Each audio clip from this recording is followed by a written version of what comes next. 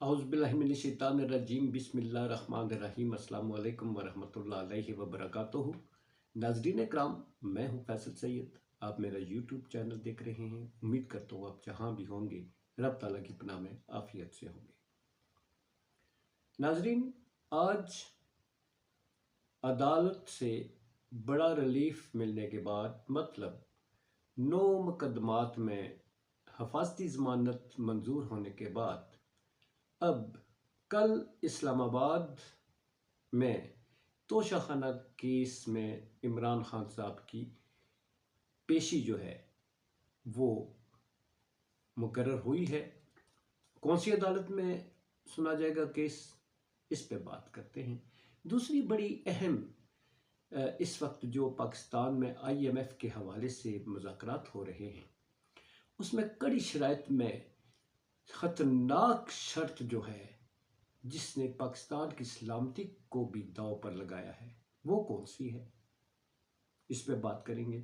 मगर इससे पहले हम अपने पाकिस्तान में गैर संजीदा सियासी माहौल पे थोड़ी सी बात करते हैं। कराची में शर्जील मेमन की गुफ्तगू सुने, इंतहाई गैर संजीदा, इंतहाई गैर दानिशमंदाना गुफ्तगू। असेंबली में खड़े होकर एक सियासी जमात पर वो कीचड़ उछालते हैं कि शायद जो सही सियासतदान हैं उनके सर भी शर्मिंदगी से झुक जाए। सियासी जमात उसका मुकाबला करने की बजाय उसको दहशतगर्द जमात, उसको पाकिस्तान की इस वक्त जो हालात हैं उसका जिम्मेदार ठहराते हुए ज़रा भर भी मेरा ख्याल है कोई शर्म महसूस होनी चाहिए कि वो खुद सियासतदान है। वो सियासतदान है जो मुख्तलिफ जराइम में अंदर रह चुके हैं, जेल में जाते हैं, जेल की बजाय अस्पतालों में स्टे करते हैं। कुछ तो थोड़ी सी वो ख्वाजा आसिफ साहब भी की वो बात आती है ना याद, वो जो असेंबली फ्लोर पर बड़ी खूबसूरत बात की थी उन्होंने की, तो PTI के लिए थी। कोई शर्म होती है, कोई हया होती है, थोड़ी सी होनी चाहिए।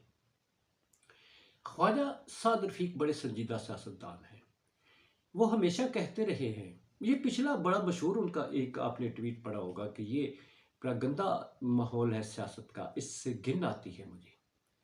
मगर आप जिस तरह की गुफ्तगू करते हैं, जितनी आप लान तान, जिस कदर आप जैसी ज़ुबान इस्तेमाल करते हैं, वो इसी तरह गंदा सियासी माहौल ही की तो अक्कासी करती है जिस पे आप खुद तनकीद करते हैं। मगर ख्वाजा साहब की आज की जो गुफ्तगू है कि IMF की कड़ी शराइत है, ऐसी शराइत है कि जिस पर हम बता भी नहीं सकते।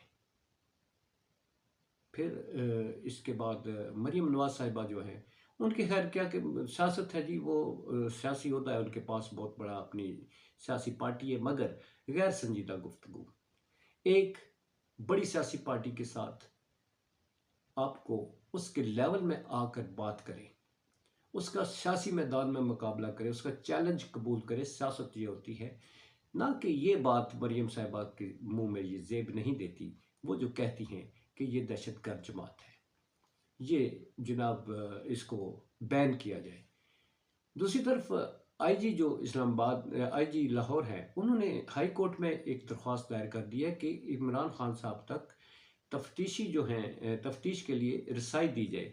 मगर उन्होंने जो अहम नुक्ता बयान किया है वो है कि वहाँ पर जो बाहर लोग बैठे हुए हैं, वहाँ दहशतगर्द तंजीम जो है उसके अरकान भी मौजूद हैं। एक नया जुआज, एक नया हमलावर होने के लिए जो है तो एक जुआज तलाश किया जा रहा है।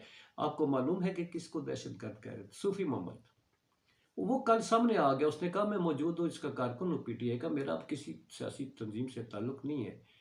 अगर किसी पर वो है, मतलूब है आपको, या वो दहशतगर्द है तो उसे अरेस्ट करें, ना कि आप इमरान खान के इर्द गिर्द जो बैठे हुए लोग हैं सबको दहशतगर्द डिक्लेयर करके उन पर आप रेड कर दें। ये कानून ये नहीं कहता, ना ही अदालत इसकी इजाज़त देगी। बहरहाल IG साहब है, उनकी जिम्मेदारियां हैं, उन्होंने पूरी करनी है। अब जी इमरान खान साहब जो हैं वो कल अदालत में पेश हो रहे हैं जी, तोशाखाना केस में।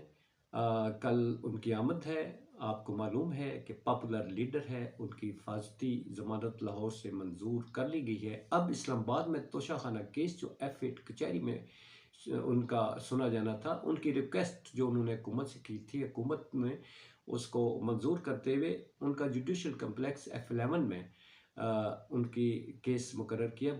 کمرہ نمبر 1 ہے وہاں کا عدالت کا، وہاں پر ان کا کیس سنا جائے گا، اور کل عمران خان صاحب انشاءاللہ عدالت میں پیش ہوں گے۔ انہوں نے یہ بات ثابت کر دی ہے کہ وہ قانون کی حکمرانی پر یقین رکھتے ہیں، عدلیہ کی جو ہے وہ سپرمیسی اس پر یقین رکھتے ہیں، نہ کہ وہ کسی پر چڑھائی کرتے ہیں، نہ وہ کرٹیسائز کرتے ہیں، نہ وہ گالم گلوچ کرتے ہیں۔ اب کل کیا پیش رفت ہوتی ہے؟ توشہ خانہ کیس سے حکومت بہت اس پہ امید لگائے بیٹھی ہے کہ شاید نااہل کیا جائے، مگر شاید یہاں بھی ناکامی کا سامنا کرنا پڑے۔ IMF کی جو کڑی شرائط ہے جی، اس کا جو بہت خطرناک بات ہے وہ سننے میں آ رہی ہے، وہ یہ ہے کہ جہاں پر انہوں نے ایک شرط یہ رکھی ہے کہ ہم اس وقت قسط ادا کریں گے جب آپ کے دوست ممالک سے جو ہے آپ کچھ قرضہ لے لیں۔